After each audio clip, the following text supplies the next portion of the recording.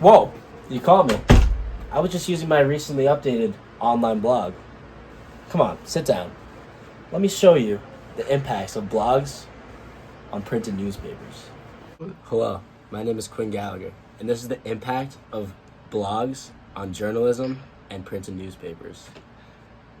Blogs have offered a new take on the traditional world of journalism.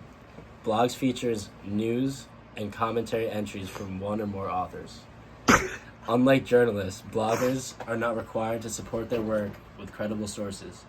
This means that stories published on blogs are often neither verified nor verifiable.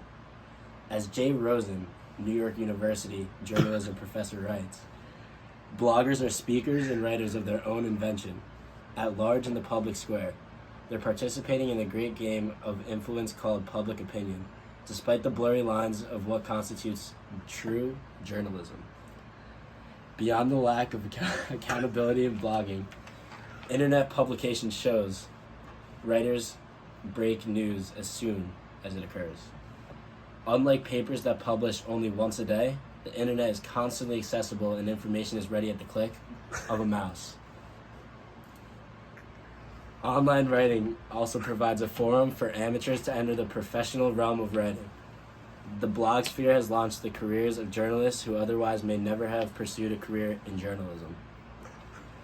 With declining readership and the increasing competition from blogs, most newspapers have embraced the culture shift and moved to one journalism. For many papers, this has meant creating an online version of their printed paper that readers have access to from any location at all times of the day. By 2010, over 10,000 newspapers had gone online. Online newspapers are harnessing the popularity of this new phenomenon and taking advantage of the resources provided by the vast internet audience through crowdsourcing. Even as print newspapers are making the transformation to the digital world with greater or less success, internet news sites that were never print papers have begun to make waves. Sites as the Huffington Post, the Daily Beast, and Drudge Report are growing in popularity. Print media is also continuously struggle with space constraints, another limit that the internet is spared.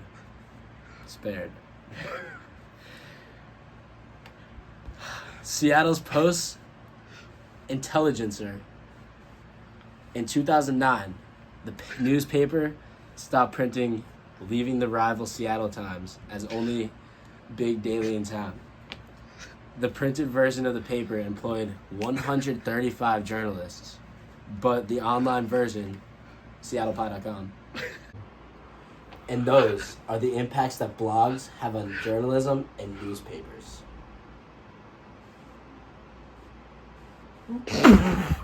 The internet has completely changed how we get and share news. Newspapers used to be the main source of information, but as technology grew, they started to lose power and relevance. The internet made news faster and easier to access, but it also hurt the old business models that kept print alive.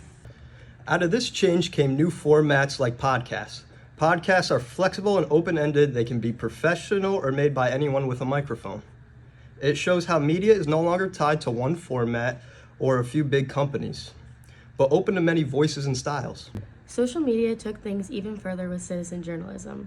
Instead of waiting for newspapers or even podcasts, people now share news themselves online. One post or one tweet can spread around the internet like wildfire. This creates more participation and faster reporting, but it also spreads misinformation and makes it harder to know what is true. Overall, the history of the internet shows a shift from a few voices in print to many voices in podcasts and citizen journalism, to everyone being a potential reporter on social media. Each step gives more access and also brought new challenges.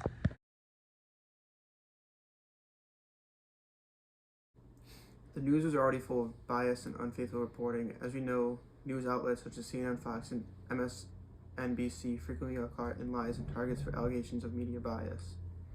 What does this have to do with blogs and social media?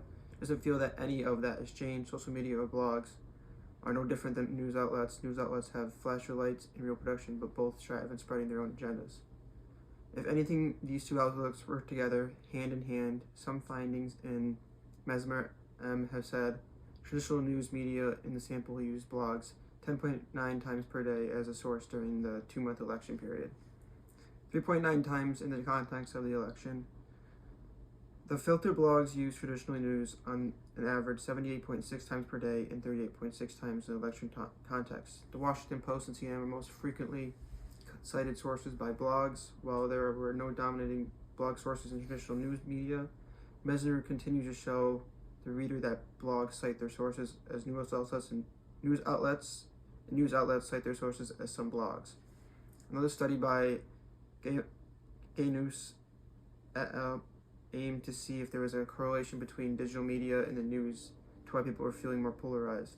His discoveries were shocking. He found that the news and digital media feed off of one another, and the relationship when both giving the same information is extremely strong. I don't believe that there is news versus bloggers' agenda. This is news and bloggers versus the consumer. Dictionaries are gaining new vocabulary from social media terms and words the influencers have used that have made it into modern language.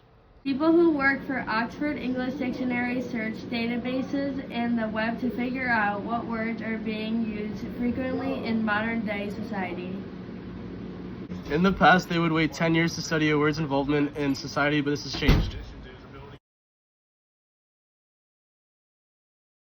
Influencers only post the best parts of their lives, causing audiences, especially younger ones, to have unrealistic standards set for themselves. Vloggers always present themselves as happy and want to put on the best version of themselves all the time, leaving out sad aspects and not mentioning problems that they may have. This is harmful to many aspects of viewers' lives, especially mental health, because of the perfect life that these influencers have.